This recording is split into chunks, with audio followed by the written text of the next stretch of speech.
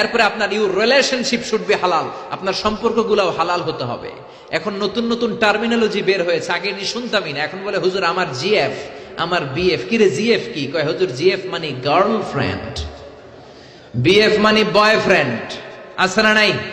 আবার কয় আমার এক্স গার্লফ্রেন্ড। হুজুর আমার ব্রেকআপ হয়েছে। আবার কয় হুজুর ক্রাশ খাইছে, ক্রাশ, আছে না নাই? ওই যে পোলাপান হাসে, মুরব্বীরা বুঝে নাই। আহা, এগুলো করা যাবে?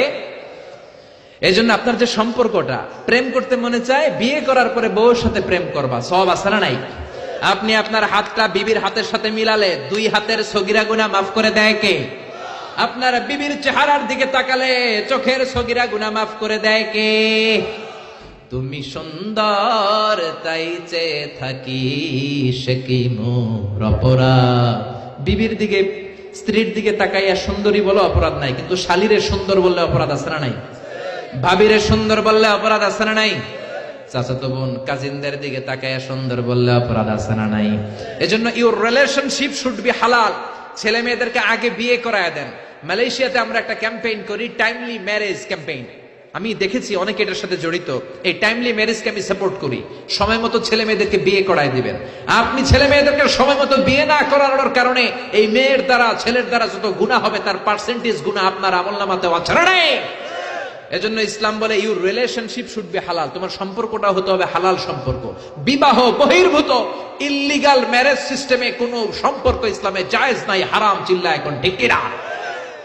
এরপর ইসলাম বলে ইউর এন্টারটেইনমেন্ট শুড বি হালাল। আপনি যে বিনোদন নেবেন, ইসলাম বিনোদনেও বাধা দেয় না, তবে আপনার বিনোদনটা সুস্থ বিনোদন হতে হবে, আপনার বিনোদনটা হালাল বিনোদন হতে হবে।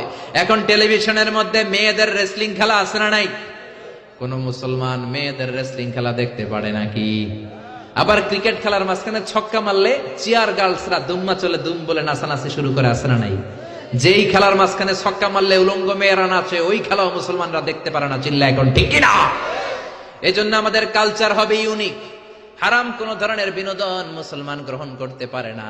মুসলমান গ্রহণ করবে হালাল বিনোদন। তার মানে ইউর ফুড শুড বি হালাল, ইউর ড্রিঙ্কস শুড বি হালাল, ইউর ইনকাম শুড বি হালাল, ইউর রিলেশনশিপ শুড বি হালাল, ইউর এন্টারটেইনমেন্ট, আপনার বিনোদন শুড বি হালাল।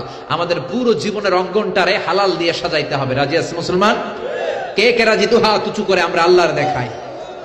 আল্লাহ আমাদের হাতগুলোকে তুমি কবুল করে নাও, হারাম থেকে আমাদেরকে বাঁচাও, আমরা যেন হালাল খেয়ে মুস্তাজাবুদ দাওয়া হতে পারি, তুমি কবুল করে নাও। আল্লাহ আমাদের সবাইকে কথাগুলো বুঝার ও আমল করার তৌফিক দান।